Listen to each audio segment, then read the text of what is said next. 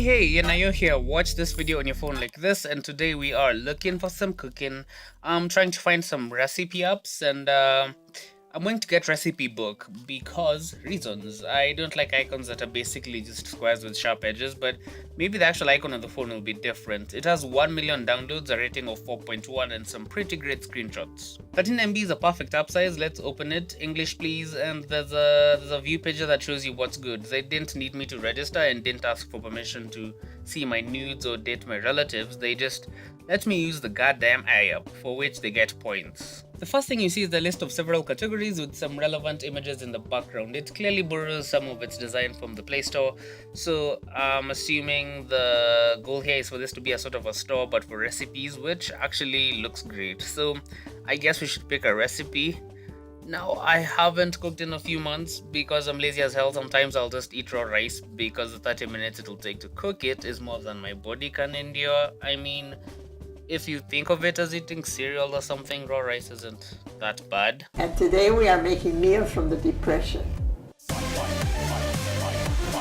Now that you know how low my standards of food are, we're going to check out this risotto recipe. That picture doesn't inspire confidence. Then again, I'd rather have a picture of how the real food would look like than see a picture of some Michelin level shit. But when the food is ready, it looks like leftovers I found in the trash, which is how your mama's cooking looks. Alright, so you'll see a picture of the meal, you'll see how long it'll take to prepare and cook, the number of servings you can get, the ingredients you need for the meal, and directions for cooking, which is pretty straightforward. If you didn't fuck up and burn the house while trying to cook, you can add photos of your meal to the recipe, rate the recipe, and also see other recipes you might like. Something really cool about these recipes is that you can also see the nutritional content of the meal, how many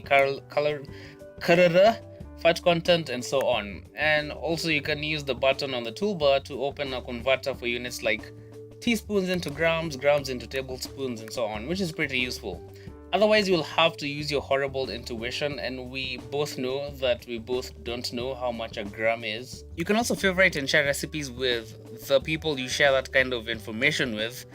Another feature that is definitely very useful is the shopping list feature. If you go through the ingredients in a recipe and you don't have some of the stuff you need, you can just tap on the item and it will be added to a shopping list. That way, when you're at the store, you can check off what you've purchased.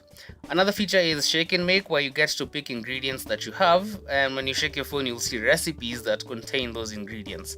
There's also Snap and Cook, which lets you take a picture of ingredients and then you'll see recipes you can cook, although it's still in beta, so it doesn't really work very well. All in all, I'd say that just going through this app makes me want to cook something because it's simplified the whole process.